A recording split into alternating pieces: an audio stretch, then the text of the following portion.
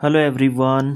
Chapter number 6 के last lecture में हमने 6.5 द लार्जेस्ट प्रोडक्ट वाले टॉपिक तक कवर कर लिया था। उसके आगे हम आज बात करते हैं डिकोडिंग डिविजिबिलिटी ट्रिक्स। ये हमारा लास्ट टॉपिक है इस चैप्टर का। उसके बाद फिगर इट आउट क्वेश्चंस की तरफ हम बढ़ेंगे। तो इस बार मुक्ता क्या बोल रही है अपने दोस्त शुभम को कि आप कोई भी 2 डिजिट का नंबर चूज कर लीजिए। तो शुभम ने इसे चूज किया है यहाँ पे 47।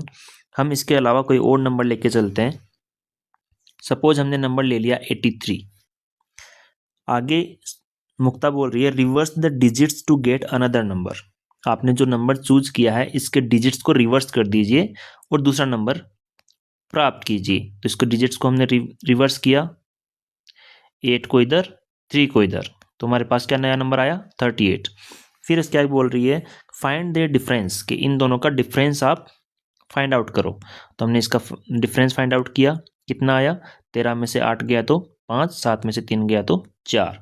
हमारे पास डिफरेंस आ गया इसका 45। फिर बोल रहा है डिवाइड द रिजल्ट बाय 9। इसको 9 से आप डिवाइड कर दीजिए। तो हमने 45 को 9 से डिवाइड किया तो हमारे पास आया 5 क्वोशेंट आ गया हमारे पास, कोई भी रिमाइंडर हमारे पास नहीं बचा। तो मुक्ता बोल रही है कि आपने जो नंबर लिया था फिर उसका रिवर्स निकाल के दूसरा नंबर लिया, फिर आपने उस दोनों का डिफरेंस निकाला, डिफरेंस में 9 का डिवाइड किया। तो मैं बिना पूछे आपसे बता सकती हूँ कि आपके पास कोई भी रिमाइंडर नहीं बचा होगा। तो इससे शुभम चौंक जाता है कि वाह, ये आपको कैसे पता चला। देखिए ऐसा क्यों हो रहा है। जैसे शुभम ने भी यहाँ पे 47 नंबर लिया था, 47 का रिवर्स किया तो 74 आया, उन दोनों का डिफरेंस निकाला तो 27 आया, और 27 में भी 9 का पूरा पूरा डिवाइड जाता है 3 बार, यहाँ पे भी कोई रिमाइंडर नहीं बचा। तो ऐसा क्यों हो रहा है, इसको हम अलजेब्रा के थ्रू एक्सप्लेन करते हैं, समझते हैं। हमने कोई जनरल नंबर ले लिया ए बी, ठीक है, ए और बी 2 डिजिट का नंबर है। इसका रिवर्स करेंगे तो दूसरा नंबर क्या बनेगा बी ए। अब इसको हम एक्सपांड फॉर्म में यूज करेंगे।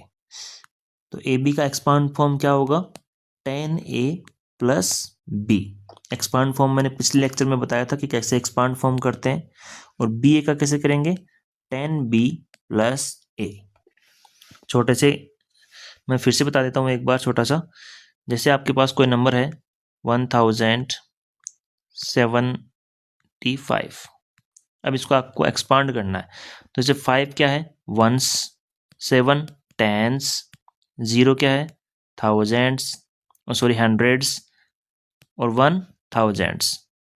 ऐसे बोलते हैं वंस, टेंस, हंड्रेड, थाउजेंड। तो जो जिस जगह पे आया है उसको उसी से मल्टीप्लाई करते हैं। जैसे 1 किसकी जगह पे आया थाउजेंड्स वाले नंबर पे, तो 1 मल्टीप्लाई बाई 1000, प्लस 0 100 वाले पे तो 0 मल्टीप्लाई बाई 100, प्लस 7 10 पे 7 मल्टीप्लाई बाई 10, और 5 वंस पे तो 5 मल्टीप्लाई बाई 1। ऐसे अपन ने एक कांस्टेंट नंबर लिया उसको एक्सपांड फॉर्म में लिखा। ऐसे ही आप कोई जनरल नंबर लें, suppose A B C D, तो ए को मल्टीप्लाई करेंगे 1000 से क्योंकि ये 1000 वाले प्लेस पर है, बी को मल्टीप्लाई करेंगे 100 से, प्लस सी को मल्टीप्लाई करेंगे 10 से, और डी को मल्टीप्लाई करेंगे 1 से। तो यहाँ पे अपने पास 2 ही डिजिट का नंबर है, तो बी हो गया 1, ए हो गया 10। तो ए को मल्टीप्लाई किया 10 से, बी को कर दिया 1 से, और जब इसको रिवर्स किया तो बी आ गया 10 पे और ए आ गया 1 पे। तो बी को मल्टीप्लाई किया हमने 10 से और ए को मल्टीप्लाई किया हमने 1 से, और 1 से मल्टीप्लाई करके लिखने का कोई मतलब नहीं है क्योंकि वो उतना ही वैल्यू रहने वाला है, इसलिए हमने मल्टीप्लाई बाई 1 नहीं लगाया। इसलिए इस तरीके से हमने इनकी एक्सपांड फॉर्म की 10a प्लस बी, और दूसरा नंबर जो था बी ए, इसका रिवर्स करने पर, इन डिजिट्स को रिवर्स करने पर उसका एक्सपांड फॉर्म आया 10b प्लस ए। ठीक है, अब आगे क्या बोल रहा है इनका डिफरेंस निकालना है। तो हमने इन दोनों का डिफरेंस निकाला। First number 10a plus B, इसमें से हमने माइनस कर दिया दूसरे नंबर को, दैट इज 10b प्लस ए, इसको हमने माइनस कर दिया। अब जब ये ब्रैकेट हटाएंगे हम तो फर्स्ट तो ऐसे कैसे ब्रैकेट हट जाएगा, लेकिन सेकंड ब्रैकेट से पहले माइनस का साइन है। अब ये माइनस का साइन अंदर वाले दोनों नंबर से मल्टीप्लाई हो जाएगा 10b से भी मल्टीप्लाई हो जाएगा और a से भी मल्टीप्लाई हो जाएगा। तो 10b किसका है प्लस का है यहाँ पे। ये सब बातें मैंने एक बेसिक्स यूज मस्ट नो ऐसे नाम से एक वीडियो बनाया, अलजेब्रा का बेसिक आपको पता होना चाहिए, उसमें ये सब बातें डिस्कस की है कि कैसे ब्रैकेट को हटाते हैं और कैसे बाहर जो साइन होता है उसका अंदर इम्पैक्ट पड़ता है। तो यहाँ पे 10 भी जो है प्लस का है, ये किसका हो जाएगा माइनस का। तो माइनस 10b, और फिर ये माइनस आगे वाले पे जाएगा तो ये प्लस से मल्टीप्लाई होगा, तो माइनस और प्लस मल्टीप्लाई होके माइनस का a। ठीक है, जब भी ब्रैकेट के बाहर माइनस होता है तो अंदर वाले सारे साइन बदल जाते हैं। अब आगे बढ़ते हैं, 10a प्लस का है और ये माइनस का है, तो कितना बच गया 9a। यहाँ पे प्लस b और माइनस का 10b, तो क्या बचेगा माइनस का 9b, क्योंकि माइनस वाला बड़ा है। तो हमारे पास आ गया 9a माइनस 9b, इन दोनों में से 9 कॉमन आ रहा है, तो हमारे पास बचा 9a माइनस b। तो जो दो नंबर का डिफरेंस निकाला हमने वो आया हमारे पास 9a माइनस बी, और इसको देखकर हमें ये पता चल रहा है कि ये जो है हमेशा ही मल्टीपल है किसका 9 का, क्योंकि इसमें 9 से मल्टीप्लाई हो रहा है ये, तो हम कह सकते हैं कि ये जो हमारे पास रिजल्ट आया डिफरेंस का वो क्या है, this is a multiple of 9, और ये 9 का मल्टीपल है तो ये हमेशा ही 9 से डिविजिबल रहेगा। ठीक है, तो ये ऑलवेज डिविजिबल बाई 9 ये रहेगा, क्योंकि ये मल्टीपल है 9 का।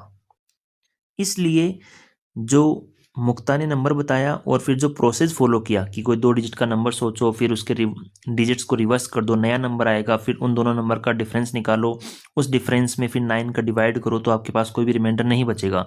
क्यों नहीं बचेगा, क्योंकि जो डिफरेंस आएगा वो हमेशा 9 का मल्टीप्लाई आएगा। ये हमने इन जनरल एल्जेब्रा के थ्रू प्रूव करके दिखा दिया।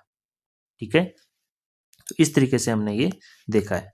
आगे बढ़ते हैं, फिगर इट आउट क्वेश्चंस में जो पहले 2 क्वेश्चंस हैं वो इसी पर डिपेंड है। तो पहला क्वेश्चन है, इन the trick given above what is the quotient when you divide by 9। जब हम 9 से डिवाइड करते हैं तो आपके पास क्या क्वोशेंट आ रहा है। Is there a relationship between the 2 numbers and the quotient. देखिए क्या बोल रहा है, हमने जो नंबर लिए a और b, हमने नंबर लिया और इसका रिवर्स निकाला तो ba, और फिर इन दोनों को एक्सपांड फॉर्म करके हमने इन दोनों नंबर का डिफरेंस निकाला, तो डिफरेंस हमारे पास आया 9a माइनस बी। ठीक है, और इस डिफरेंस को जब हमने 9 से डिवाइड किया तो ये 9 से 9 कट हो गया, क्या रिजल्ट आया हमारे पास, क्वोशेंट आया a माइनस बी, ये हमारे पास आया क्वोशेंट। ठीक है, अब ये बोल रहा है is there a relationship between the 2 numbers and the quotient. हमने जो 2 नंबर लिए इनमें और जो क्वोशेंट आया हमारा ये वाला, इसमें क्या कोई रिलेशन है। तो हम बता सकते हैं कि जो 2 नंबर हैं हमारे, उनके जो डिजिट्स हैं a और b, उनका डिफरेंस ही हमारा क्या है, क्वोशेंट है। ये इसमें रिलेशन है। ठीक है, कि difference of the 2 digits is equal to quotient, ये हमारा रिलेशन है। तो इस तरीके से हमारा पहला क्वेश्चन सोल्व हो गया। आगे बढ़ते हैं, question number 2, in the trick given above instead of finding the difference of the 2 digit numbers find their sum. ये बोल रहा है कि जो 2 नंबर आए आपके पास उनका डिफरेंस निकालने की बजाय सम निकालो। जैसे फर्स्ट एग्जांपल है 31, यदि आपने लिया तो उसका रिवर्स क्या हो जाएगा 13। अब इनका डिफरेंस मत निकालो, इनको ऐड करो, तो कितना आ रहा है 44। सेकंड देखो, यदि आपने 28 नंबर लिया तो उसका रिवर्स किया 82, इनका सम किया तो कितना आ रहा है 110। थर्ड देखो 12, उसका रिवर्स किया 21, सम किया तो कितना आ रहा है 33। अब हम देख पा रहे हैं कि ये जो सम है ये तीनों सम किससे डिवाइड हैं, किससे डिविजिबल हैं, 11 से डिविजिबल हैं, 11 से डिविजिबल हैं। ये 4 टाइम्स है, ये 10 टाइम्स है और ये 3 टाइम्स है। तो जितने सम आए हैं वो 11 से डिविजिबल हैं। क्या ये हमेशा ही होगा, observe that all these numbers are divisible by the 11, ये हमने ऑब्जर्व कर लिया। इज दिस ऑलवेज ट्रू, क्या ये हमेशा होगा कि हम कोई भी नंबर ले लें उसका रिवर्स करें और फिर उन दोनों को ऐड करें तो जो सम आएगा वो हमेशा ही 11 से डिविजिबल होगा। Can we justify this claim using algebra, तो इस क्लेम को हम एल्जेब्रा के थ्रू प्रूव करते हैं। तो सेम वही प्रोसेस अपनाएंगे हम। सपोज हमने इन जनरल कोई नंबर ले लिया 2 डिजिट का ए बी, तो इसका रिवर्स करेंगे तो बी ए। ठीक है, अब इनके एक्सपांड फॉर्म को हम यूज करेंगे, तो पहले नंबर की एक्सपांड फॉर्म हो जाएगी 10a प्लस बी, और दूसरे नंबर की एक्सपांड फॉर्म 10b प्लस ए। अब हमें इन दोनों को ऐड करना है, डिफरेंस के बजाय ऐड करना है, तो हमने ऐड किया 10a प्लस बी और दूसरा नंबर था 10b प्लस ए। अब 10a और एक ये वाला a कितना हो गया 11a, एक ये b और ये 10b, दोनों मिला के कितना हो गया 11b, तो प्लस का 11b, और इस बार दोनों से क्या कॉमन आ रहा है 11 कॉमन आ रहा है, तो ये बन जाएगा 11 multiply by a plus b। अब जो रिजल्ट आया हमारे पास, जो सम आया, उसको हम देखकर ये बता सकते हैं कि ये जो है 11 का मल्टीपल है, इसलिए ये जो नंबर रहेगा वो ऑलवेज डिविजिबल बाई 11 रहेगा। इसलिए ऐसा जो यदि प्रोसेस हम अपनाते हैं, ऐसा प्रोसेस यदि हम फॉलो करते हैं कि 2 डिजिट का कोई नंबर लें, फिर उसका रिवर्स निकालें, फिर उन दोनों का सम करें, तो जो सम है वो हमेशा 11 का मल्टीपल होगा, इसलिए वो हमेशा ही 11 से डिविजिबल होगा, भले ही आपने कोई भी 2 डिजिट का नंबर लिया हो। ठीक है, ये हमने प्रूव कर दिया, इसको जस्टिफाई कर दिया यूजिंग अलजेब्रा। आगे बढ़ते हैं। Question number 3, consider any 3 digit number, suppose ABC। ठीक है, make 2 other 3 digit numbers from these digits by cycling these digits around, yielding BCA and CAB. Now add 3 numbers using algebra, justify that the sum is always divisible by 37। Same वही process हमें follow करना है, बस थोड़ा सा number 3 digit का हो गया है। तो ABC ये हमने नंबर लिया, इसका एक्सपांड फॉर्म क्या होगा 100A plus 10B plus C, और ये मैंने भी आपको समझाया कि एक्सपांड फॉर्म कैसे यूज करते हैं। C जो है वंस पे है, B टेंस पे है, A हंड्रेड्स पे है, तो A को हमने मल्टीप्लाई किया 100 से, B को 10 से, C को 1 से। ठीक है, तो ये हमारा एक्सपांड फॉर्म हो गया। अब इन्हीं को, इनका ऑर्डर चेंज करके हमने दूसरे नंबर बनाए BCA और CAB, ये हमने 2 नंबर और बनाए, तो इनका एक्सपांड फॉर्म क्या हो जाएगा। अब जो B है वो 100 पे आ गया, तो ये 100B plus 10C plus A, और जो थर्ड नंबर है इसका भी एक्सपांड फॉर्म लिख देंगे 100C plus 10A plus B। यहाँ तक हमारा काम हो गया। अब बोल रहा है now add the 3 numbers, now add the 3 numbers, इन तीनों को ऐड करना है, तो चलो इनको ऐड कर देते हैं, यहीं पे ऐड कर देते हैं हम, प्लस अब देखो A वाली टर्म कहाँ कहाँ है 100A, एक यहाँ पे सिंगल A और यहाँ पे 10A, कितने हो गए 100 और ये 10 110, और फिर साथ में ये एक और सिंगल, तो 111, तो ये हो गया 111A प्लस B की बात करें तो 10B 100B और ये सिंगल B, तीनों को मिलाएंगे तो ये भी कितना हो जाएगा 111B प्लस C की बात करें तो C सिंगल, यहाँ पे 10C और यहाँ पे 100C, इन तीनों को मिलाएंगे तो ये भी कितने हो गए 111C। तो इन तीनों नंबर को हमने ऐड कर दिया, तो हमारे पास ये वाला रिजल्ट आ गया 111A 111B प्लस 111C। अब इन तीनों में 111 कॉमन आ रहा है, तो 111 को हम कॉमन ले लेते हैं, अंदर क्या बचेगा A plus B plus C, ये बचा। अब 111 को हम कैसे लिख सकते हैं, ये किसके फैक्टर्स हैं, इसको हम लिख सकते हैं 3 मल्टीप्लाई बाई 37, क्योंकि जब हम 3 और 37 को मल्टीप्लाई करेंगे तो कितना आएगा, ये 21 और 9 और 2 11, ये 111 आएगा। ठीक है, इसलिए हम 111 के जब फैक्टराइजेशन करेंगे तो 3 मल्टीप्लाई बाई 37 इसको लिख सकते हैं, और साथ में है हमारा A plus B plus C।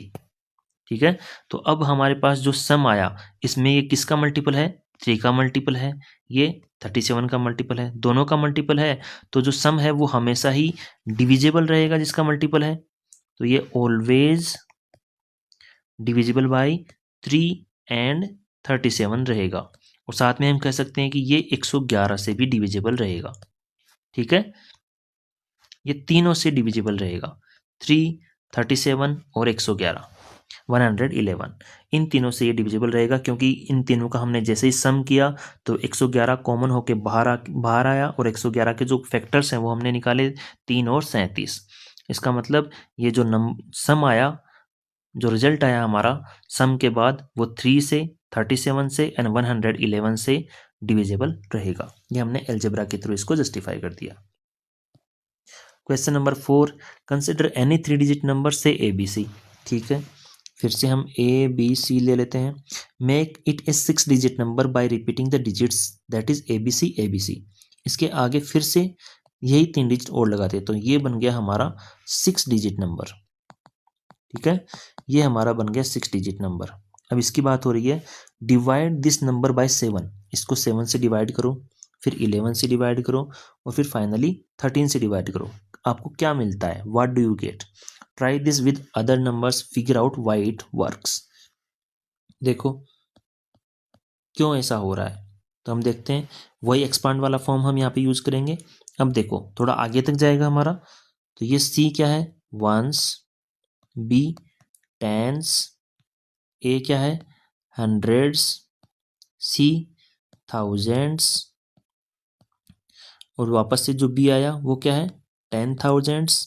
के लगाया मैंने यहाँ पे 1000 के लिए, के का मतलब क्या होता है 1000, तो 10,000s, और लास्ट का जो ए बचा वो 1 लाख हो गया। ठीक है, तो ये हो गया 1 लाख।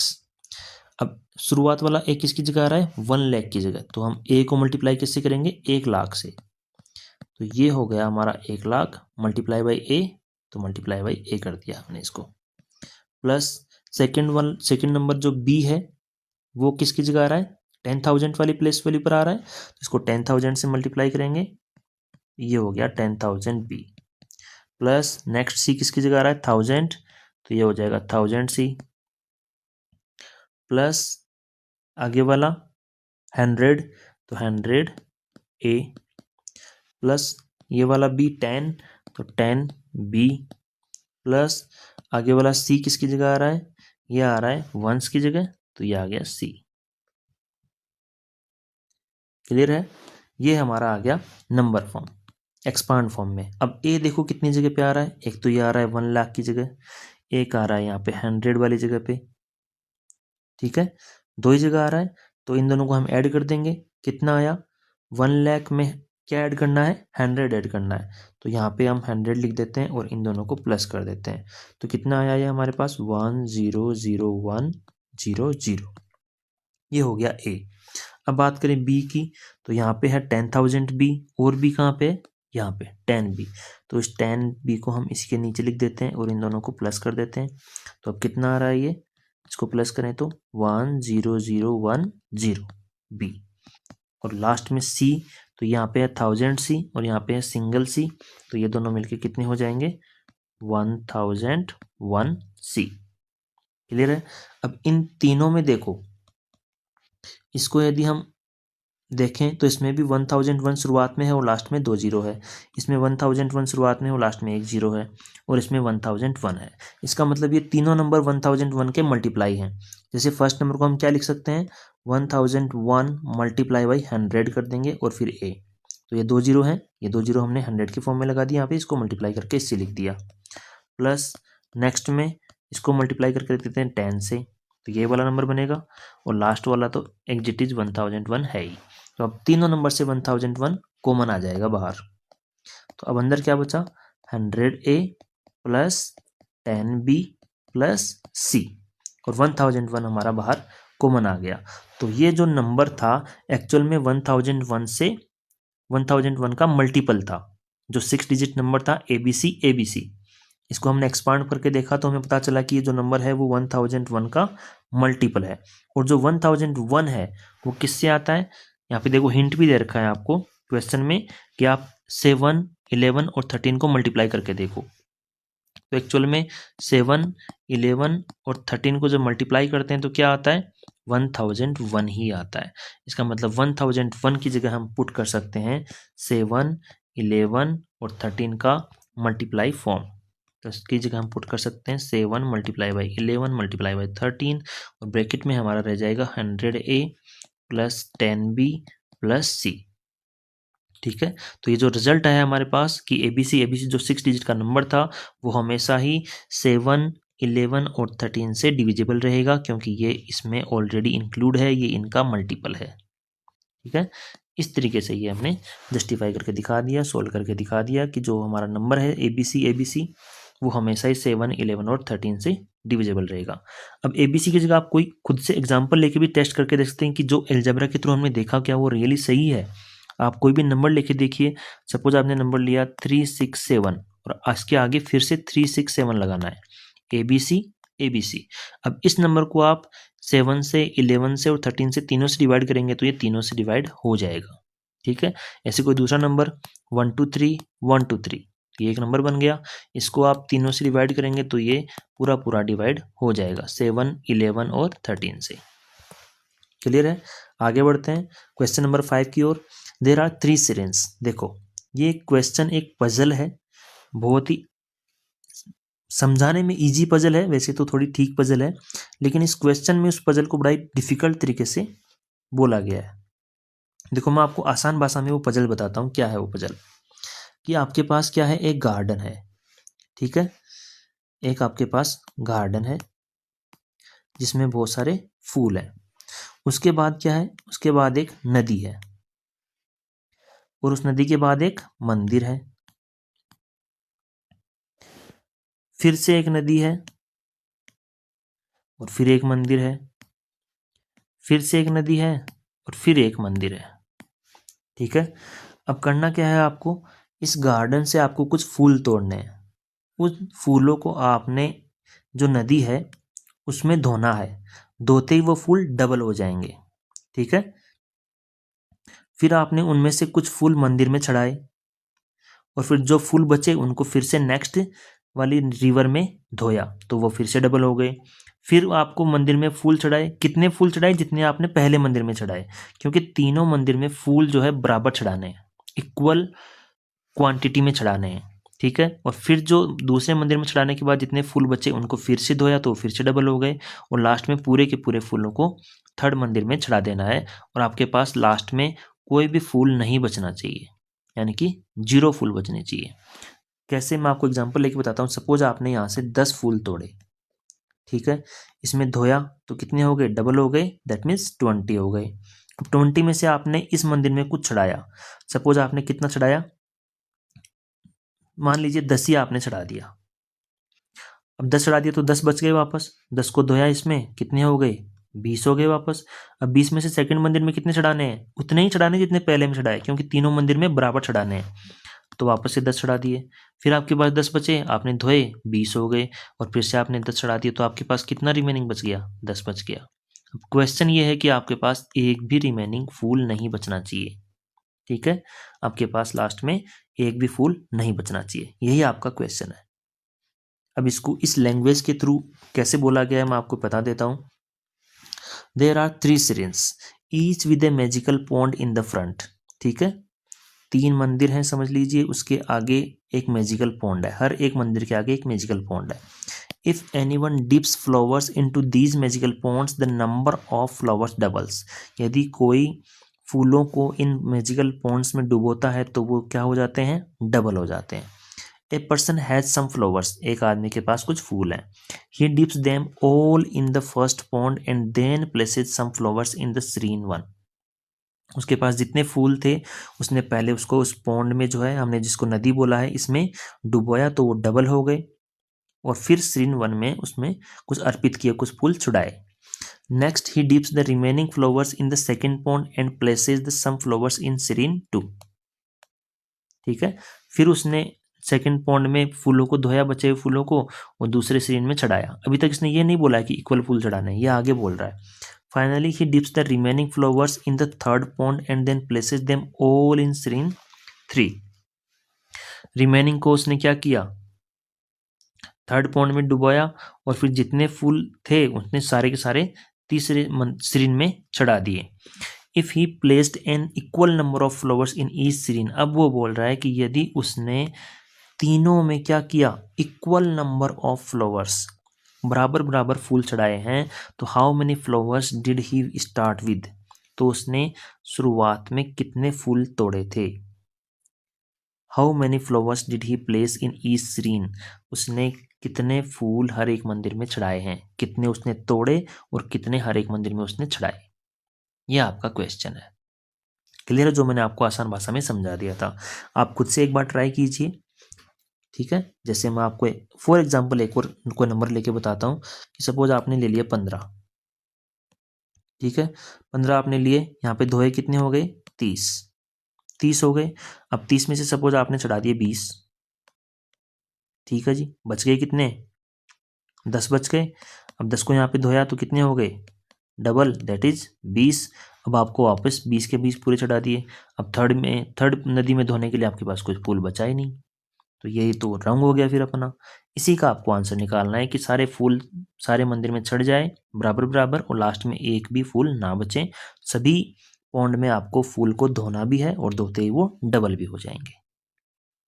तो ये आपकी एक पजल है। इसको हम अब एल्जेब्रा के थ्रू सोल्व करेंगे। ठीक है, एल्जेब्रा के थ्रू कैसे सोल्व करेंगे देखो, पहले मैं छोटा सा वापस बना देता हूँ आपको समझाने के लिए, फिर उसी को हम आगे एल्जेब्रा के थ्रू डील करेंगे। सपोज ये आपका गार्डन है, उसके बाद ये आपकी पहली नदी है, और फिर ये मंदिर है, फिर ये नदी है, फिर ये मंदिर है, और फिर ये नदी है, और फिर ये मंदिर है। ठीक है, अब हम एल्जेब्रा का यूज करेंगे इसमें। सपोज आपने यहां से फूल तोड़े कितने ए, क्लियर है, ए को आपने इसमें धोया तो ये डबल हो गए, दैट मीन्स 2a, 2a हो गए। इसमें से आपने इस मंदिर में चढ़ा दिए बी फूल, कितने फूल चढ़ा दिए, बी फूल चढ़ा दिए। अब देखो इसको हम साथ साथ लिखते भी जाएं तो ठीक रहेगा। आपने 2a आपके पास फूल हो गए, ए फूल आपने शुरुआत में तोड़े, 2a फूल हो गए, 2a में से कितने चढ़ा दिए, b। तो अब आपके पास कितने फूल बचे, 2a माइनस b, इतने ही बचे। अब इन फूलों को आप क्या करोगे, इस वाली नदी में डुबोगे। ठीक है, इस वाली नदी में डुबोगे तो जो फूल बचे हैं वो क्या हो जाएंगे, डबल हो जाएंगे। और कितने बचे हैं हमारे पास, इतने बचे हैं, तो इनको हम कर देते हैं डबल। तो ये हमने कर दिए डबल, क्लियर है। अब डबल कर दिए, अब जो नेक्स्ट मंदिर आए उसमें कितने चढ़ाएंगे, बी फूल चढ़ाएंगे, क्योंकि पहले में बी चढ़ाए तो दूसरे में भी बी चढ़ाने हैं। तो जो हमारे पास डबल फूल हुए उसमें से क्या कर देते हैं, माइनस, माइनस कर देते हैं बी, क्योंकि वो हमने दूसरे मंदिर में चढ़ा दिए, क्लियर है। तो अब हमारे पास बच गए इतने फूल दूसरे मंदिर में चढ़ाने के बाद। इनको हमने तीसरी नदी में डुबाया तो यहाँ पे क्या हो जाएंगे, डबल हो जाएंगे फिर से। तो ये हमारे पास बचे हुए थे, ये फिर से क्या हो गए, डबल, तो मल्टीप्लाई बाई 2 फिर से हो गया। अब इसमें से तीसरे मंदिर में चढ़ाएंगे कितने, 20 चढ़ाएंगे, क्योंकि बी हम चढ़ाते आ रहे हैं, तो वापस से हमने इसमें से माइनस क्या कर दिया, बी। अब हमारे पास कंडीशन क्या है कि हमारे पास एक भी फूल नहीं बचना चाहिए, जबकि हमारे पास फूल कितने बच रहे हैं, अब इतने फूल बच रहे हैं हमारे पास, तो इक्वल टू क्या होना चाहिए, 0। तो ये हमारी एक इक्वेशन बन गई, जिसको हम सोल्व करेंगे तो हमारा आंसर आ जाएगा। यहां तक आपको समझ में आना चाहिए कि हमने शुरुआत में ए फूल तोड़े, उनको धोया तो डबल हो गए, डबल होते ही क्या किया हमने, बी फूल चढ़ा दिए, बी फूल चढ़ाते हमारे पास पहले 2a फूल हो गए थे, उसमें से बी चढ़ा दिए तो बचे कितने, 2a माइनस बी, इतने फूल हमारे पास बचे। ठीक है, और फिर उसको वापस से धोया तो वापस से डबल हो गए, तो हमने इनको कर दिया डबल। फिर बी वापस फूल चढ़ाए दूसरे मंदिर में तो उसमें से माइनस कर दिया बी। फिर उनको धोया तो हो गए डबल, तो हमने इसको ब्रैकेट में बंद करके जितने फूल बचे उनको हम ब्रैकेट में बंद कर दिया और उसको कर दिया डबल। फिर तीसरे मंदिर में बी चढ़ाए तो माइनस का कर दिया बी, और कंडीशन हमारी क्या है, एक भी फूल नहीं बचना चाहिए, तो हमने इक्वल टू कर दिया 0। लो जी, हमारे पास एक भी फूल नहीं बचा तो इसका मतलब इक्वल टू 0 आना चाहिए। अब हम इस इक्वेशन को सोल्व कर लेंगे तो हमारे पास आंसर आ जाएगा। तो इसको सोल्व करते हैं हम, कैसे सोल्व करेंगे देखो, मैं इसको एक बार फिर से मिटा के लिख देता हूँ ताकि ये जो मैंने किया है आपको ठीक से दिखे। ये मैंने इसको मिटा दिया और हमारी इक्वेशन क्या बनेगी, 2a माइनस बी, यहाँ पे बना 2a माइनस बी, इसको धोया तो कितना हो गया, डबल, और फिर माइनस का b, और फिर से वो कितना हो गया, डबल, और फिर माइनस b, और इज इक्वल टू 0। ये हमारी इक्वेशन बनी थी। इसको हम सोल्व करते हैं अब। तो ये जो b है वो सट जाएगा तो प्लस का हो जाएगा, तो शुरुआत में हम ऐसा कैसा लिख लेते हैं आगे वाले को, 2a minus B minus B is equal to B. हमने क्या किया, ये जो b था इसको इस साइड भेज दिया, that is equal to B. अब जो 2 है ये पूरा इस बाहर वाले जो ब्रैकेट से है मल्टीप्लाई हो रहा है, जो सबसे बाहर वाला ब्रैकेट है उसके साथ मल्टीप्लाई हो रहा है, तो वो 2 उधर जाके डिवाइड में चला जाएगा और बाहर वाला ब्रैकेट हट जाएगा, क्योंकि फिर उस ब्रैकेट के बाहर कुछ भी नहीं बचेगा, तो हम ब्रैकेट हटा देंगे। तो एक ब्रैकेट हमने हटा दिया और अंदर जो है वो ऐसे ऐसा का वैसा लिख दिया माइनस बी, और जो बाहर 2 था वो दूसरी साइड जाके डिवाइड में चला गया, तो b अपॉन 2, क्लियर है। अब ये वाला माइनस का b इसको भी इधर भेज देते हैं तो ये क्या हो जाएगा प्लस का बी, इसको भेज दिया प्लस का बी, तो ये कितना हो जाएगा, इन दोनों को ऐड करेंगे तो 3b/2। अब आपको ऐड करना आना चाहिए एलसीएम लेके या फिर क्रॉस मल्टीप्लाई करके, जो आप मेथड यूज करें। ये हो गया 3b/2। क्लियर है। अब हमारे पास इक्वेशन क्या हो गई, 2a - b = 3b/2। अब यहाँ पे 2 जो है इस पूरे ब्रैकेट से मल्टीप्लाई हो रहा है, तो इस 2 को हम उस साइड भेज देते हैं तो ये डिवाइड में चला जाएगा। हमारे पास हो जाएगा 2a - b = 3b/2 पहले से था, और ये 2 और आ गया डिवाइड में, तो ये आ गया मल्टीप्लाई बाई 2। नीचे आएगा ये, क्योंकि डिवाइड में जाएगा तो नीचे रहेगा। कितना आ गया 3b/4। क्लियर है। अब हमारे पास इक्वेशन आ गई 2a - b = 3b/4। ये माइनस का b उधर जाएगा तो प्लस में हो जाएगा, तो हम लिख दे देंगे 2a = 3b/4 प्लस का b, और इन दोनों को सोल्व करेंगे तो ये कितना हो जाएगा 4b, और 4b और 3b प्लस होके 7b/4। अब हमारे पास आया 2a = 7b/4, और यहाँ पे जो ये 2 है ये मल्टीप्लाई हो रहा है a के साथ, तो इधर जाके डिवाइड में चला जाएगा, तो हमारे पास आया a = 7b/4 multiply by 2, that is 7b/8। उस b को यदि हम इधर ले आए तो ये इधर 7 के साथ मल्टीप्लाई है, इधर आएगा तो डिवाइड में जाएगा, तो a/b = 7/8। ये हमारे पास रिजल्ट आ गया, a और b का रेशियो आ गया, a/b = 7/8। बस ये जो रेशियो है वही हमारा आंसर है। अब देखो कैसे ये हमारा आंसर है। a आपका क्या था, जितने फूल आपने तोड़े वो था a, और b क्या था, जितने फूल आपने मंदिर में चढ़ाए वो है b। तो b की वैल्यू है 8 और a की वैल्यू है 7। तो a फूल आपने तोड़े, यानी कि 7 फूल आपने तोड़े, 7 फूल आपने तोड़े, उसमें उसको क्या किया, धोया, तो कितने हो गए, डबल। डबल का मतलब 14 फूल हो गए। अब 14 में से आपने चढ़ाए कितने, 8। बी का वैल्यू कितना था 8, क्योंकि आपने अपने माना था कि बी फूल हमने चढ़ाए, और बी की वैल्यू हमारे पास आ गई 8, है ना। बी की वैल्यू आ गई 8, तो हमने 8 यहाँ पे चढ़ा दिए।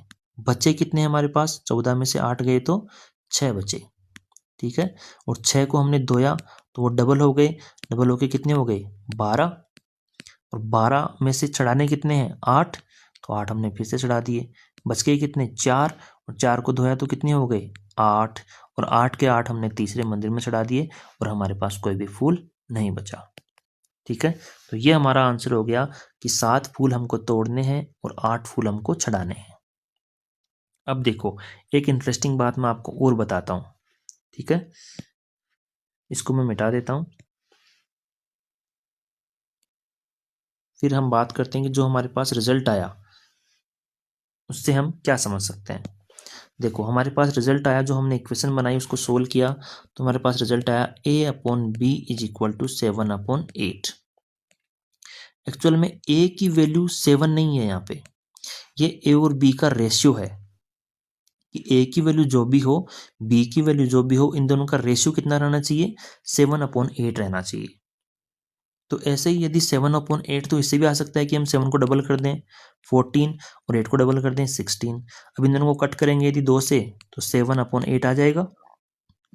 तो इस केस में a की वैल्यू क्या आ जाएगी 14, और b की वैल्यू 16 आ जाएगी। क्लियर है। तब भी आपका आंसर ठीक आएगा कि आप a की वैल्यू 14 लेके चलें और चढ़ाने वाले फूल की संख्या कितनी लेके चलें 16 लेके चलें, तो भी आपके पास लास्ट में 0 ही बचेगा। अब आप इसको 3 से मल्टीप्लाई कर दीजिए। यदि 7 को 3 से मल्टीप्लाई कर दें और 8 को भी 3 से मल्टीप्लाई कर दें, तो भी रेशियो में कोई फर्क नहीं पड़ेगा, क्योंकि सिंपलेस्ट फॉर्म ऑफ रेशियो क्या आएगा 7/8 ही आएगा, तो आएगा 21/24। ये भी, इसको यदि सिंप्लीफाई करेंगे 3 से वापस कट हो जाएगा, तो ये 7/8 ही बचेगा, रेशियो सेम ही रहेगा। तो ये आंसर भी हमारा सही होगा कि 21 अपन फूल तोड़ें और फिर 24 जो है मंदिर में चढ़ाते हुए चलें, तो भी आपका आंसर सही आएगा। इसका मतलब इसके इनफाइनाइट आंसर हैं, बस जो फूल आप तोड़ोगे और जो चढ़ाओगे उन दोनों का रेशियो क्या होना चाहिए, 7/8 होना चाहिए। क्लियर है। यदि आप एक भी आंसर नहीं निकाल रहे थे, नहीं निकाल पा रहे थे, तो देखिए इसके इनफाइनाइट आंसर है। कितने आंसर हैं इसके, इनफाइनाइट आंसर हैं। बस आप 7 को और 8 को मल्टीप्लाई करते जाइए। सपोज पहले 2 से मल्टीप्लाई कर दीजिए तो जो आएगा वो भी आंसर रहेगा। इसको 3 से मल्टीप्लाई कर दीजिए दोनों को, तो जो आंसर आएगा वो भी आंसर रहेगा। सभी आंसर रहेंगे, क्योंकि हमने निकाल लिया कि ए और बी का जो रेशियो है वो होना चाहिए 7 और 8 का, 7/8 का। क्लियर है। आगे बढ़ते हैं। Question number 6. A farm has some horses and hens. The total number of heads of these animals is 55 and the total number of legs is 150. How many horses and how many hens are on the farm? Can you solve this without letter numbers? हमको algebra का बिना use किए क्या आप इसको solve कर सकते हैं, ऐसा ही बोल रहा है। और हिंट भी दे रहा है कि if all the 55 animals were hens. देखो हिंट मैं आपको समझा देता हूँ। क्या क्वेश्चन क्या है पहले तो वो समझा देता हूँ कि आपके पास एक फार्म है, उस फार्म में क्या है, घोड़े हैं, हॉर्सेज हैं और दूसरा हैंस है, मुर्गियां हैं। अब टोटल हेड कितने हैं, हेड्स ऑफ दीज एनिमल्स 55। अब जितने हेड हैं उतने ही तो टोटल जानवर हुए आपके पास, तो टोटल 55 आपके पास एनिमल हैं। या फिर इसको आप बोल सकते हो कि टोटल 55 हेड हैं, क्योंकि ऐसा कोई मुर्गा तो है नहीं जिसके 2 हेड हो, या फिर ऐसा कोई घोड़ा भी नहीं होगा जिसके 2 हेड हो। हेड तो सबकी एक ही होता है। तो 55 आपके पास हेड हैं ऐसा बोल दो, या फिर ऐसे बोल दो कि 55 आपके पास टोटल एनिमल है। क्लियर है। टोटल नंबर ऑफ लेग्स कितनी है, 150। अब लेग्स में चक्कर पड़ जाता है, क्योंकि हॉर्सेस की लेग कितनी होती है, 4-4, और हैंड्स की लेग कितनी होंगी, 2-2। तो टोटल लेग्स कितनी है, लेग्स हैं आपके पास 150।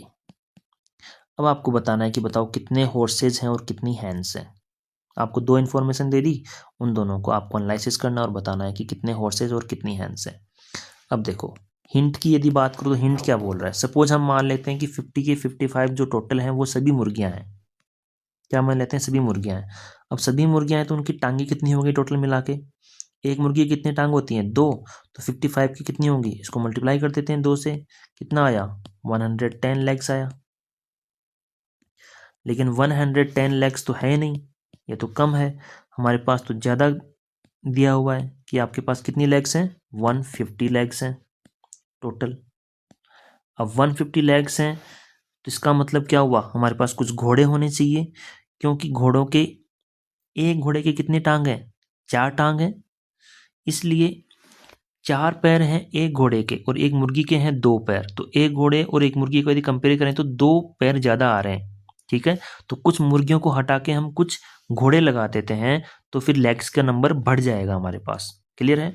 अब देखो कितने का अंतर आ रहा है हमारे पास, 150 और 110 में से 40 लेग्स का डिफरेंस आ रहा है। तो 40 लेग्स हमको इंक्रीज करने पड़ेंगे। अब 40 लेग्स इंक्रीज कैसे होंगे, कितने घोड़े हम मुर्गियों की जगह लाएं ताकि 40 लेग इंक्रीज हो जाए। तो एक मुर्गी को हटा के, एक जो मुर्गी है उसको हटा के आप उसकी जगह यदि एक घोड़ा ले आते हैं तो आपकी लेग कितनी इंक्रीज हो गई। आपके पास मुर्गी कितनी लेग थी, 2, उसको आपने हटाया, एक घोड़ा लाया, उसकी लेग कितनी है, 4। तो आपके पास कितनी लेग इंक्रीज हो गई, 2 लेग इंक्रीज हो गई। एक को रिप्लेस करने से 2 लेग इंक्रीज हो गई। तो कितनी मुर्गियों को हम रिप्लेस करें क्या, कि ताकि 40 लेग हमारे पास इंक्रीज हो जाए। तो जाहिर सी बात है 20 को इंक्रीज कर देते हैं, 20 को रिप्लेस कर देते हैं। हम क्या करते हैं, 20 हैन को हटा के उनकी जगह 20 हॉर्सेज ले आते हैं। उससे क्या होगा, हमारी 40 लेग इंक्रीज हो जाएगी जो हमारे पास कम पड़ रही थी। तो ऐसा करते हैं हम, हमारे पास टोटल 55 हमने मुर्गियां मानी थी, 55 में से क्या करते हैं, 20 हटा देते हैं। तो 55 में से हमने 20 हटा दी मुर्गियां, तो कितनी बच गई, 35 बच गई मुर्गियां। और 20 हम क्या ले आए, घोड़े, तो 20 हो गए हमारे पास घोड़े। तो यही हमारा आंसर हो जाएगा कि हमारे पास क्या है, 35 मुर्गियां हैं और 20 हमारे पास घोड़े हैं। अब देखते हैं एक बार कि क्या इनकी जो लेग्स हैं टोटल वो 150 हो रही हैं। देखो 35 हैंड्स हैं, तो 35 multiply by 2 that is equal to 70 legs हो गई मुर्गियों की।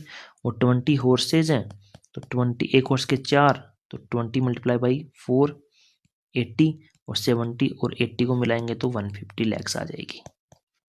तो हमारा सही है आंसर। इस तरीके से हमने बिना लेटर नंबर का यूज किए इसको सोल्व किया है। ठीक है, अब इसको हम यदि अलजेब्रा का यूज करके सोल्व करें तो कैसे करेंगे, देखो बहुत आसान है। सपोज आपके पास घोड़े कितने हैं, ए घोड़े हैं, और मुर्गियां कितनी हैं, बी, तो ए प्लस बी। टोटल कितना आना चाहिए, ए घोड़े और बी मुर्गियां, टोटल हेड कितने हैं, टोटल एनिमल कितने हैं आपके पास, 55 है, तो इक्वल टू 55 ही आना चाहिए, जाहिर सी बात है। अब यदि एक घोड़े आपने माने हैं तो एक घोड़े की कितनी टांगे हैं, 4, तो 4 मल्टीप्लाई बाई ए प्लस, ये तो बात हो गई हमारी टोटल एनिमल की पहले वाली। अब बात करते हैं हम टोटल लेग्स की। अब यदि एक घोड़े हमने माने हैं तो एक घोड़े की कितनी टांगे, 4, तो ए मल्टीप्लाई बाई 4 टोटल टांगे होंगी। और बी हमने मुर्गियां मांगी है, मानी है, तो ए की कितनी 2, तो 2 मल्टीप्लाई बाई बी, और टोटल लेग्स कितनी गिवन है अपने को 150, तो इज इक्वल टू 150। ये हमारा हो गया टोटल लेग्स का as per algebra, using algebra. अब हमारे पास दो इक्वेशन बन के सामने आ गई। एक तो आ गई a plus B is equal to 55 और दूसरी आ गई 4a plus 2b is equal to 150। अब इन दोनों को हम सोल्व करके ए और बी की वैल्यू निकाल सकते हैं। अब आपको इक्वेशन सोल्व करना आता होगा, ये तो मैं आपको थोड़ा सा छोटा सा मेथड यहाँ पे बता देता हूँ कैसे करते हैं। इसके 2-3 मेथड होते हैं, तो मैं आपको कौन सा बताऊं। सपोज पहले हम जो दूसरी इक्वेशन है उसको थोड़ा सा सॉर्ट कर लेते हैं, क्योंकि यहाँ पे इन तीनों में क्या हो रहा है, 2 का डिवाइड जा रहा है, तो हम 2 का डिवाइड कर देते हैं, तो इक्वेशन थोड़ी सी सिंपल हो जाएगी। 2a plus B is equal to 75। क्या किया हमने, डिवाइड कर दिया 2 से तीनों टर्म्स को, 4a को, 2b को और 150 को। जब भी इक्वेशन में आप डिवाइड करते हो, मल्टीप्लाई करते हो, तो दोनों इक्वल टू के दोनों साइड मल्टीप्लाई और डिवाइड करना होता है। ठीक है, तो 2a plus B is equal to 75, ये इक्वेशन बन गई। तो अब हमारे पास दो इक्वेशन आ गई, 2a plus B is equal to 50 is equal to 75, ये हमारी दूसरी इक्वेशन आ गई। और पहली इक्वेशन थी हमारे पास a plus B is equal to 55। अब यहाँ से देखिए, यहाँ से अपन b की वैल्यू निकाल सकते हैं इस वाली इक्वेशन से। तो b की वैल्यू क्या आएगी, b is equal to a को साइड भेज देंगे तो क्या आएगा 55 माइनस a, ये हमारे पास b की वैल्यू आ गई। इस b की वैल्यू को हम दूसरी वाली जो इक्वेशन थी उसमें पुट कर देते हैं, तो कर दीजिए उसमें पुट, रख दीजिए। तो 2a प्लस b और b की जगह हम पुट कर देते हैं 55 minus a is equal to 75। हमने क्या किया, b की वैल्यू को पुट कर दिया जो हमने निकाली थी फर्स्ट इक्वेशन से। अब इसको हम सोल्व करेंगे तो यहाँ से क्या आ जाएगा, a की वैल्यू आ जाएगी। चलो हम इसको सोल्व कर लेते हैं। तो यहाँ पे 2a प्लस का है, ये माइनस का है, तो बच गया कितना, a बच गया इज इक्वल टू जो 55 प्लस का है उसको दूसरी साइड भेजेंगे तो वो माइनस का हो जाएगा, 75 माइनस 55। तो यहाँ से a की वैल्यू कितनी आ गई 20। और a हमने क्या माना था, ये माना था हमने हॉर्सेस। तो हॉर्सेस का नंबर जब 20 आ गया और टोटल एनिमल हमारे पास 55 थे, तो ऑब्वियस सी बात है b की वैल्यू कितनी आ गई 35, और जो हमारे पास क्या थी, हैंड्स थी। तो इस तरीके से हम एल्जेब्रा का यूज करके इसको सोल्व कर सकते हैं। आगे बढ़ते हैं। Question number 7, A mother is 5 times her daughter's as. In 6 years time the mother will be 3 times her daughter's age. How old is the daughter's now? देखो क्वेश्चन क्या बोल रहा है, क्वेश्चन बोल रहा है कि एक माँ है, वो अपनी बेटी की जो एज है उसका 5 गुना माँ की एज है। अपनी जो बेटी की जो एज है उस एज की 5 गुना एज उसकी माँ की एज है। और 6 साल बाद, इन 6 ईयर टाइम्स, 6 साल बाद उसकी माँ की जो एज है, मदर की जो एज है वो 3 गुना है अपनी बेटी की एज के। तो बताओ बेटी अब कितने साल की है। एल्जेब्रा का यूज करके हम इसको सोल्व करेंगे। ये क्वेश्चंस कंपटीशन एग्जाम में भी आते हैं इस टाइप के क्वेश्चंस, देखिए कैसे डील करते हैं इनको। दो हमारे पास हैं, एक तो है मदर और दूसरा है डॉटर।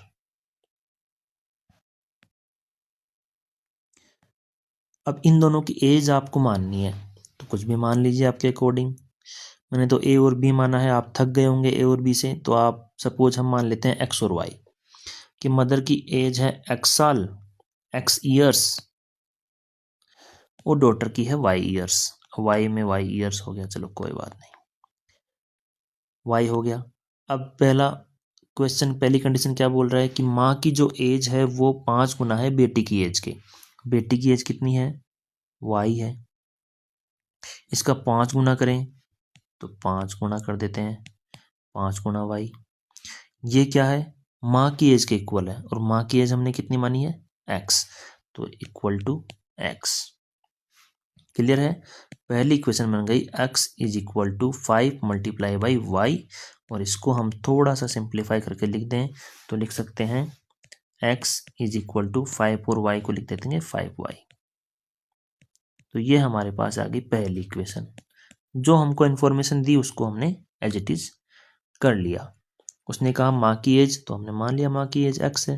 उसने कहा बेटी की एज, हमने मान लिया y है। अब फिर वो बोल रहा है कि बेटी की एज का 5 गुना, तो हमने 5 गुना कर दिया। वो 5 गुना जो है उसकी माँ की एज के इक्वल है, तो हमने इक्वल पुट कर दिया, इक्वल टू एक्स।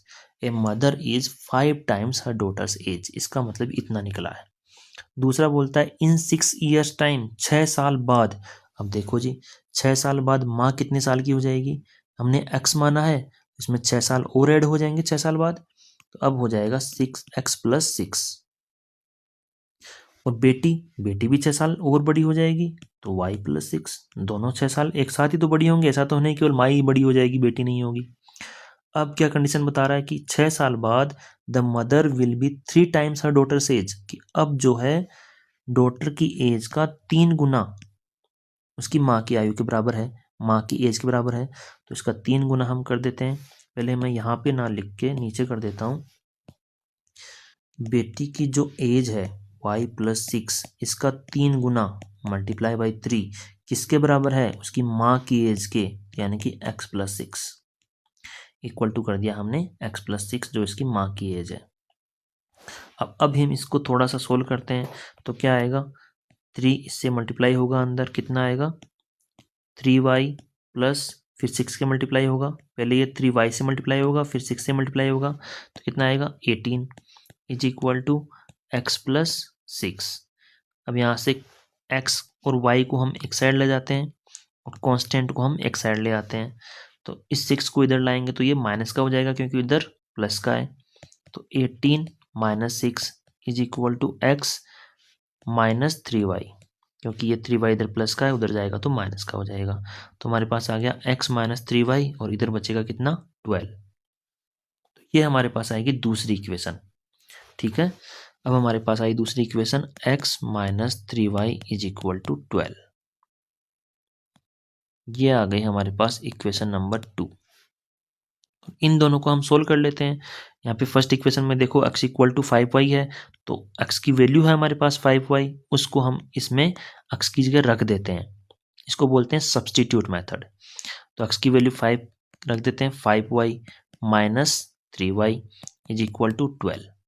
हमने क्या किया, फर्स्ट इक्वेशन में जो x की वैल्यू आई थी हमारे पास x is equal to 5y, उसमें से x का वैल्यू जो है सेकंड इक्वेशन में पुट कर दिया, तो x की जगह रख दिया हमने 5y, आगे एज इट इज माइनस का 3y इज इक्वल टू 12।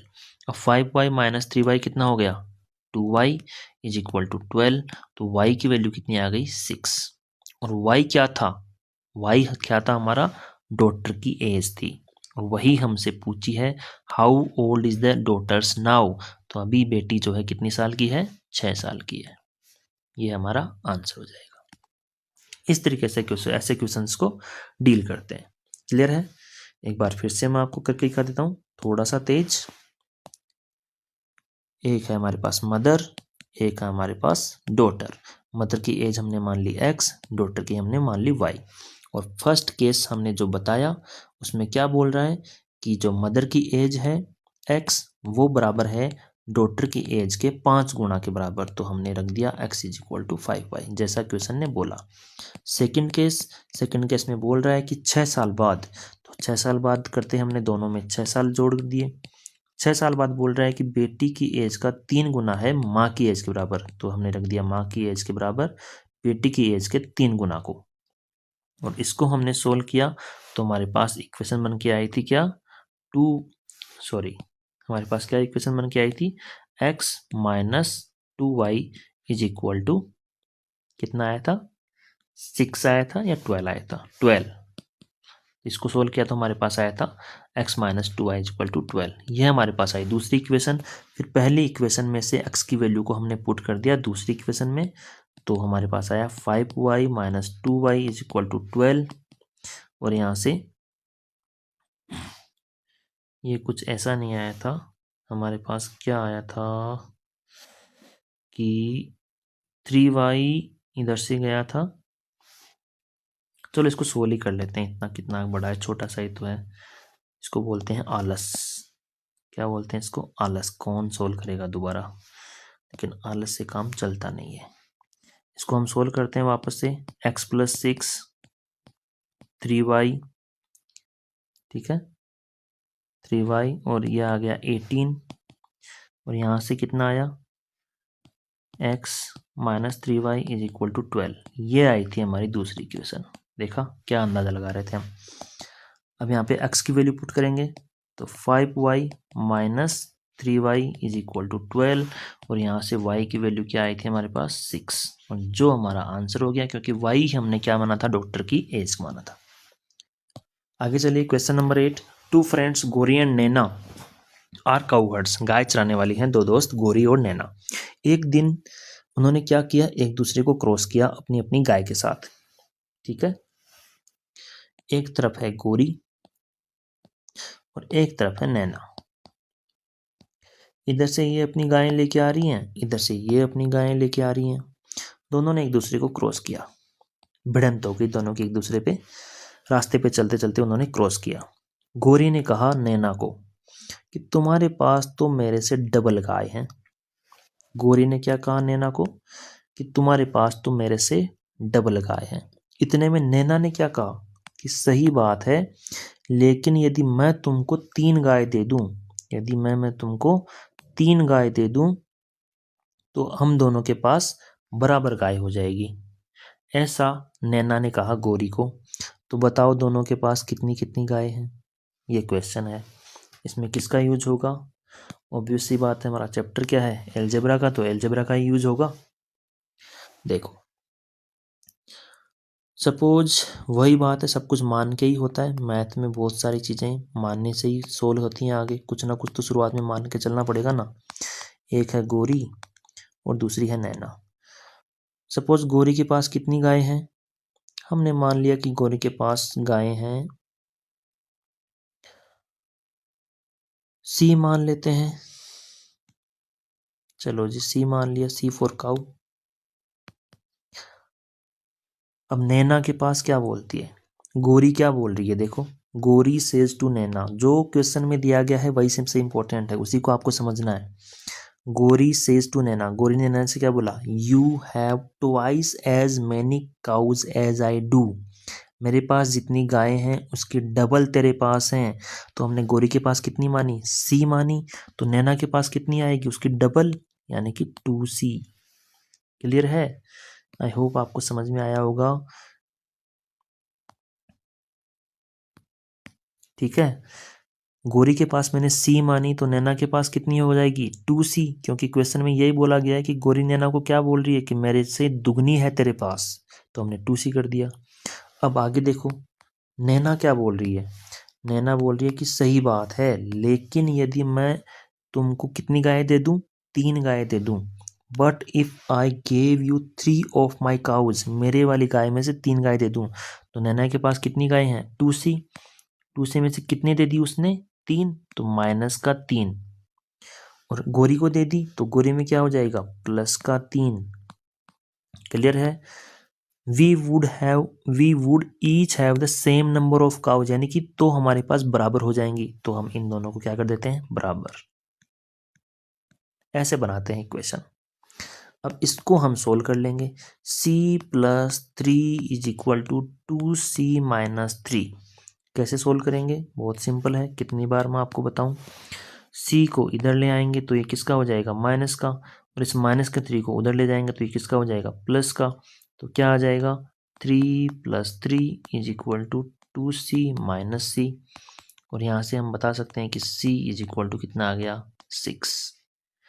ये हमारा आंसर हो गया कि गौरी के पास शुरुआत में कितनी गायें थी, 6 गायें थी, और नैना के पास कितनी थी 2c, यानी कि 2 × c, और c की वैल्यू कितनी है 6, दैट इज 12। तो ये थी इनके पास गायें। गौरी के पास 6, नैना के पास 12, दोनों ने एक दूसरे को क्रॉस किया। तो गौरी ने बोला कि तेरे पास तो मेरे से डबल हैं, क्योंकि मेरे पास 6 हैं, तेरे पास 12 हैं। तो नैना ने कहा कि मैं तेरे को 3 दे दूं यदि, तो 3 दे देगी तो इसमें से -3 करेंगे तो कितना हो जाएगा 9, और इसमें 3 ऐड हो जाएगा इसको दे दी तो ये भी 9, तो हम दोनों के पास बराबर हो जाएगी, तो हो गई बराबर। देख लो, तो हमने निकाल लिया अलजेब्रा का यूज करके कि इनके पास कितनी कितनी गायें शुरुआत में थी। आगे बढ़ते हैं। Question number 9, I run a small dosa cart and my expenses are as followers. मैं एक क्या चलाता हूँ, डोसा खिलाने वाली थड़ी पे काम करता हूँ। Rent for the dosa cart is 5000 per day. जो मैंने थड़ी ले रखी है, जो जहाँ पे जो दुकान है, मान लीजिए वो दुकान का किराया कितना है 5000 रुपये पर डे। रेंट हो गया जी हमारे पास, कितना रेंट हो गया 5000 रुपये पर डे का। बड़ा महंगा दुकान लिया है भाई, एक दिन का 5000 रुपये किराया जा रहा है। और फिर जो डोसा बना रहा है, वो एक डोसा बनाने में कितना पैसा लग रहा है 10 रुपये लग रहा है। ठीक है, तो हम लिख देते हैं कॉस्ट ऑफ 1 डोसा। एक डोसा बनाने में कितना रुपये लग रहा है 10 रुपये लग रहा है। जितना उसमें मिर्च मसाला, रॉ मटेरियल, बिजली पानी गैस, जितना उसमें सब कुछ लग रहा है, सबको मिला के एक डोसा की वैल्यू कितनी पड़ रही है 10 रुपये उसके जेब से लग रहे हैं। ठीक बात है। आगे वो क्या बोल रहा है, if I can sell 100 dosas a day. यदि मैं एक दिन में कितने डोसा बेच दूं 100 डोसा बेच दूं। What should be the selling price of my dosa to make a profit of 2000। अब देखो भाई साहब को दिन का कितना प्रॉफिट कमाना है 2000 रुपये प्रॉफिट कमाना है भाई साहब को। तो देखते हैं कि पहले लग कितना रहा है, उसके खर्चा कितना हो रहा है। तो वो क्या बोल रहा है, मैं 100 डोसा बेच दूं, तो बेचेगा कहाँ से, पहले बनाएगा तो सही ना। अब यदि बनाएगा, क्या करेगा, पहले बनाएगा, तो एक डोसा को बनाने में कितना पैसा लग रहा है उसका 10 रुपये लग रहा है। और कितना बेचने की बात कर रहा है वो 100 डोसा बेचने की बात कर रहा है, तो 100 तो पहले बनाएगा ना। तो 100 बनाएगा तो एक डोसा का लग गया 10 रुपये, तो 100 बनाते बनाते कितना लग गया उसका 1000 रुपये लग गया। लो जी 1000 रुपये और लग गया उसका 100 डोसा बनाने में। तो अब इसका दिन का टोटल खर्चा कितना आ गया 5000 रुपये तो किराया, और 100 डोसा बनाने में लग गए 1000 रुपये। टोटल खर्चा कितना आ गया, टोटल कॉस्ट हम लिख देते हैं। टोटल कॉस्ट कितनी आ गई 5000 रुपये तो किराया, और 1000 रुपये आ गया 100 डोसा बनाने में लगने वाला खर्चा। तो ये आ गया हमारे पास 6000 रुपये उसकी लागत आ गई, कि 6000 रुपये उसका दिन का खर्च हो रहा है। अब उसको चाहिए क्या, भाई साहब के ख्वाब क्या हैं, भाई साहब के ख्वाब हैं कि मैं 2000 रुपये दिन का कमाऊं। तो 6000 रुपये लग गए, 2000 रुपये कमाने हैं, इसका मतलब टोटल कमाई कितनी होनी चाहिए 8000 की होनी चाहिए, तभी तो 6000 रुपये कट के 2000 बचेंगे जेब में। अब वो क्या चाह रहा है, प्रॉफिट हो रहा है 2000 का, तो हम लिख देते हैं प्रॉफिट कितना चाहिए उसको 2000। ठीक है, प्रॉफिट 2000 होना चाहिए, तो उसकी टोटल सेलिंग कितनी होनी चाहिए, टोटल सेलिंग प्राइस वो कितनी होनी चाहिए 6000, तो उसका जेब से लगा वो निकलना चाहिए, प्लस 2000 रुपये बेनिफिट भी आना चाहिए। तो टोटल सेलिंग प्राइस कितनी होनी चाहिए 8000 की उसके पास सेलिंग प्राइस होनी चाहिए। अब 8000 रुपये आएगा कहाँ से, डोसा बेच के आएगा। डोसा कितना बेच रहा है 100 बेच रहा है एक दिन का। अब एक दिन का 100 डोसा बेच रहा है वो, और पैसे कितने कमा रहा है 8000, तो एक डोसा कितने का पड़ेगा, तो हो गया ना सिंपल। 100 डोसा उसका पड़ रहा है कितने का, 100 डोसा बेच रहा है, टोटल वैल्यू कितनी आ रही है 8000 रुपये। तो एक डोसा की कितनी आ जाएगी 1 डोसा। क्या करेंगे, इसमें डिवाइड कर देंगे इधर जाके, ये यूनिटरी मेथड में भी मैंने सिखाया था आपको। डिवाइड बाई 100, ये जीरो से ये 2 जीरो कट गए, कितना आया 80 रुपीज़ पर डोसा आ गया। ठीक है, तो आप बता सकते हो उस भाई साहब को कि भाई साहब यदि आप 100 डोसा रोज बेचोगे और 80 रुपये का एक डोसा बेचोगे तो आपका 8,000 रुपये बन जाएगा। 8,000 में से 6,000 रुपये आप खर्चा निकाल देना टोटल, तो आपका 2,000 रुपये रोज का बच जाएगा। तो ये हमारा आंसर आ गया फर्स्ट क्वेश्चन का। दूसरा क्वेश्चन क्या बोलता है, if my customers are willing to pay only 50। जनता भी कहाँ इतना आसानी से पैसा देती है, कोई नहीं देती है। देखो लाइक तक नहीं करती जनता, पैसे तो बहुत दूर की बात है। देखो विलिंग टू पे ओनली 50, वो बोल रहे हैं भैया 80 दूर की बात है, हम तो केवल 50 रुपये देंगे एक डोसा का। अब दुकान वाला सोच रहा है यदि 50 ही मिलेंगे एक डोसा के तो कितने डोसा बेचूं रोज, ताकि मैं कितना प्रॉफिट कमा लूँ, 2,000 का प्रॉफिट कमा लूँ। How many dosa should I am to sell in a day to make a profit of 2,000। ठीक है, अब उसको 50 रुपये यदि वो एक डोसे का लेगा और उसको 2,000 रुपये कमाने हैं, तो बताओ कितने डोसा वो बेचेगा।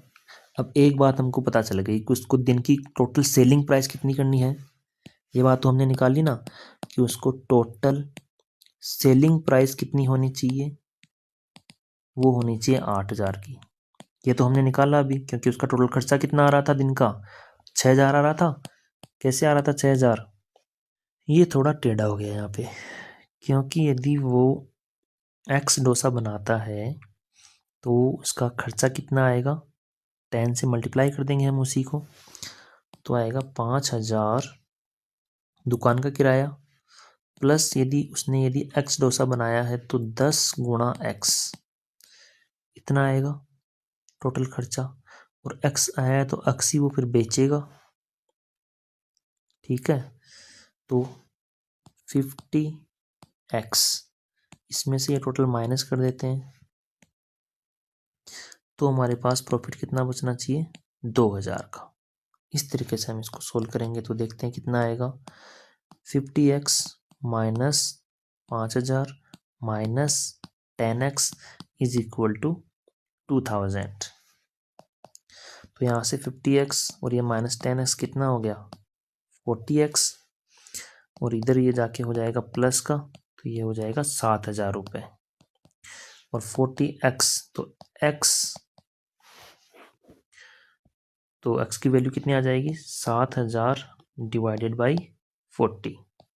यहाँ से ये 0 से 0 कट हो जाएगा और 4 का इसमें डिवाइड जाएगा तो कितना बार जाएगा, 4 एकम 4, 3, 4 7 28, 2, 4 पंजे 20, 175 डोसा उसको बेचना पड़ेगा।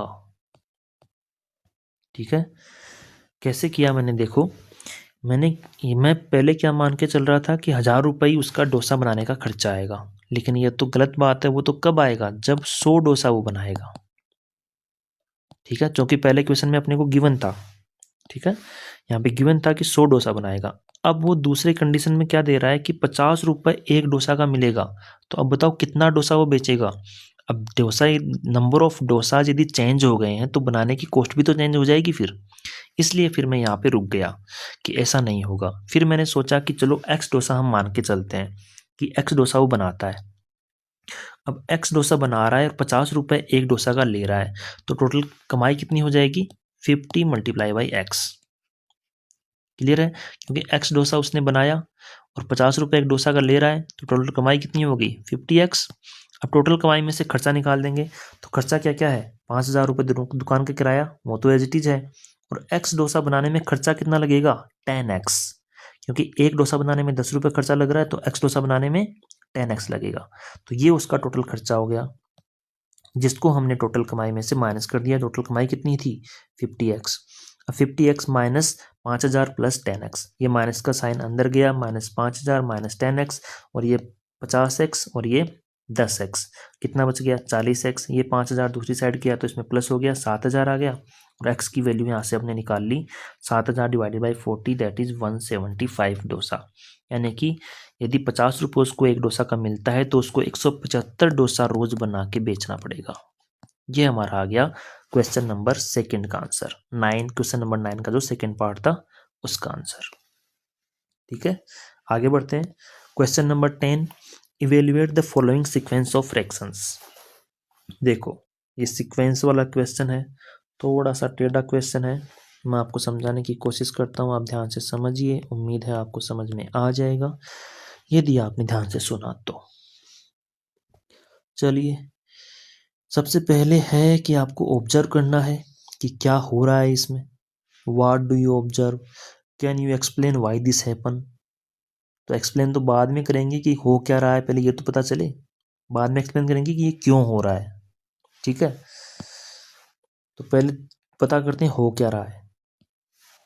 1/3 आपको सबसे पहले गिवन है, दूसरा गिवन है 1+3 में 5+7। इसको यदि आप सोल्व करोगे तो 1+3 कितना आया 4, और 5+7 कितना आया 12, और 4 3 कितना होता है 12, ये भी कितना आ गया 1/3। वाह। थर्ड नंबर क्या है 1+3+5 डिवाइडेड बाई 7+9+11, कितना आ गया देखो, इसको भी ऐड करके देखते हैं, 5 और 3 8 और 1 9 आ गया, 9 और 7 16 और 11 27 आ गया। इसको इससे कट हो गया तो कितना आ गया 1/3। तो हमने ऑब्जर्व किया कि तीनों फ्रैक्शंस जो हैं वो किसके इक्वल टू हैं 1/3 के इक्वल आ रहे हैं। अब हमने ये ऑब्जर्व कर लिया कि 1/3 आ रहा है यार, ये तो तीनों के तीनों। अब हमें बताना है कि ये क्यों आ रहा है, can you explain why this happens. अरे भैया यही बड़ी बात है, हमने निकाल दिया कि 1/3 आ रहा है हर एक फ्रैक्शन का, यहाँ पे जान छोड़ दो, लेकिन नहीं, ये भी बताओ ये कैसे आ रहा है, क्यों हो रहा है ये। चलिए जी, इसको भी समझाने की कोशिश करते हैं कि ऐसा क्यों हो रहा है। देखो, अब इसके लिए आपको recall what you know about the sum of the first on odd numbers. अब देखो, मैं आपको सीधी सीधी बात बताऊं सिंपल लैंग्वेज में, तो आप वो याद रख लो कि जो ओड नंबर्स होते हैं 1 3 5 7 9 11 13 15 17 19, यहाँ तक हम लेके चलते हैं। सपोज ये तो इनफाइनाइट तक है, रात से सुबह हो जाएगी, सुबह से रात हो जाएगी, ये ख़त्म नहीं होने वाले। ये क्या है ओड नंबर्स हैं हमारे, ये तो सबको पता होगा। ओड नंबर और इवन नंबर क्या होते हैं, इवन नंबर वो होते हैं जिनमें 2 का डिवाइड जाता है, ओड नंबर्स जिनमें 2 का डिवाइड नहीं जाता है वो ओड नंबर होते हैं। तो ये सारे ओड नंबर्स हैं। इसमें होता क्या है कि सपोज आपने फर्स्ट 3 लिए, फर्स्ट 3 ओड नंबर्स लिए, ध्यान से सुनना मैं क्या बोल रहा हूँ। फर्स्ट 3 ओड नंबर लिया आपने, उनका सम किया, कितना आया सम 5 और 3 8 और 1 9। अब आप उसके जस्ट आगे वाले 3 ओड नंबर और लें, आपने शुरुआत में 3 लिए ना, तो अभी फिर से 3 ही लेने हैं उसके जस्ट आगे वाले, तो उसके जस्ट आगे वाले ये हैं 3, 7 9 और 11, जोड़ो जरा इनको, 9 और 7 16, 16 और 11 कितने हो रहे हैं 27। ठीक बात है। अब इसके आगे वाले और आप 3 ओड नंबर लो, केवल ये वाले 3, इनको ऐड करो जरा, तो कितने हो रहे हैं ये, तो गलत हो जाएगा मामला हमारा। हमको ऐसे करना है, शुरुआत के होने चाहिए वो, शुरुआत से जितने नंबर लिए उतने ही आगे वाले नंबर। तो शुरुआत से हमने लिए कितने 3, तो आगे हमने ले लिए 3। शुरुआत से हमने यदि ले 4, यदि हम क्या लें शुरुआत से 4, ये वाले सपोज हमने शुरुआत से ले लिए 4, 1 3 5 और 7, तो इनका सम कितना आ रहा है, इनका सम करेंगे तो कितना आ रहा है 3 और 1 4 5 9 और 7 16। अब नेक्स्ट 4 लो, तो नेक्स्ट 4 लेते हैं ये वाले, शुरुआत से जितने आपने ओड नंबर लिए हैं उतने ही आगे ओड नंबर लेने हैं। तो 9 और 11 19, 19 और 13 32, 32 और 15 नहीं 9 और 11 20, 20 और 13 33, 33 और 15 48, तो टोटल कितना आया इसका 48। अब देखो ध्यान देने वाली बात, शुरुआत में 3 नंबर लिए तो 9 आया, अगले 3 लिए तो 27 आया। क्या दिख रहा है आपको, 3 से मल्टीप्लाई हो रहा है कि नहीं हो रहा, 3 गुना आ रहा है। शुरुआत के आपने 4 नंबर लिए 1 3 5 7, और फिर अगले 4 लिए तो कितना आ रहा है, ये 16 आ रहा था, ये 48 आ रहा था, ये भी कितना है 3 गुना, ये 16 तिया 48।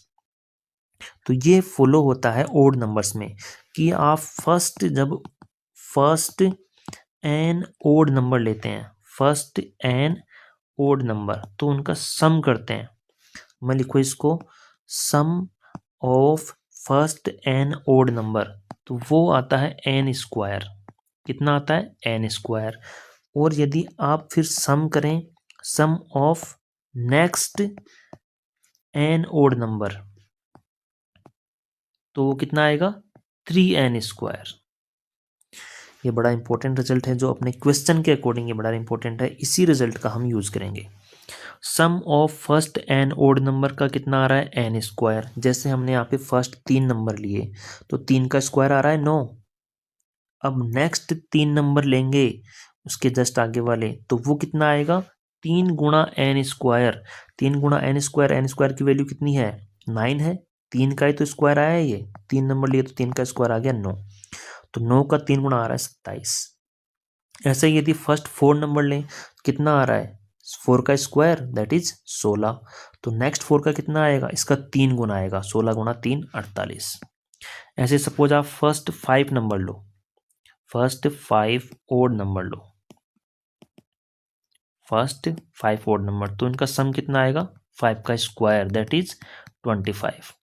और आप नेक्स्ट 5 ओड नंबर लो, 5 के बाद वाले जस्ट 5 आपने पहले ले लिए, उसके आगे वाले 5 लोगे तो कितना आएगा? इसका 3 गुना आएगा, यानी कि 25 गुणा 3 कितना आ जाएगा? 75 आ जाएगा उन फिर अगले वाले 5 ओड नंबर्स का सम। ये प्रॉपर्टी इसमें फॉलो हो रही है, इसीलिए ये क्या हो रहा है, हर बार फ्रैक्शन की वैल्यू क्या आएगी? 1/3 आएगी। क्यों आएगी? इस प्रॉपर्टी का कैसे यूज हो रहा है? 1/3 आगे क्या है? 1 + 3, तो 2 नंबर ले लिए उसने, 1 + 3, और उसके अपोन में क्या लगा दिया? उसके जस्ट आगे वाले 2 नंबर 5 और 7। ठीक है, उसके आगे वाले 2 नंबर लगा दिए ना, ये क्या है? 5 और 7। इसलिए इन दोनों का सम आएगा क्या? वो जो भी सम आएगा इन दोनों का सम उसका 3 गुना आएगा। ऐसे आगे फर्स्ट 3 नंबर ले लिए 1 3 5, तो 1 3 5 का जो सम आया 9, नीचे वाले का सम कितना आएगा? 27। ऐसे ही आगे यदि 4 नंबर लेगा 1 + 3 + 5 + 7, और अपोन में क्या लेगा? उसके आगे वाले 4 नंबर 9 + 11 + 13 + 15। ठीक है, तो इसका भी वैल्यू कितना आएगा? 1/3 ही आएगा, क्योंकि ये जो है शुरुआत के 4 नंबर हैं और ये जस्ट आगे वाले 4 नंबर है। ऐसे ही यदि शुरुआत के 5 नंबर ले ऊपर और नीचे क्या ले लें? उसके जस्ट आगे वाले 5 नंबर, तो 9 तक आ गया। 9 के बाद 11 13 15 17 और 19, तो भी इसका रिजल्ट कितना आएगा? 1/3 ही आएगा। तो उम्मीद है आपको समझ में आया होगा। क्वेश्चन नंबर 10 जो है थोड़ा सा मुझे लगता है आगे की क्लास का है। यदि आपने AP GP HP पढ़ी हो, अर्थमेटिक प्रोग्रेशन वाली, वो सब सीरीज पढ़ी हो, तो उसमें सम ऑफ द नंबर्स में ये चीज़ें आती हैं। फिर भी मैंने आपको छोटा मोटा बताने की, समझाने की कोशिश की है। यही आपके टोटल 10 क्वेश्चंस थे। Thank you so much. यदि आपने लेक्चर लास्ट तक देखा है तो दिल से आपका धन्यवाद।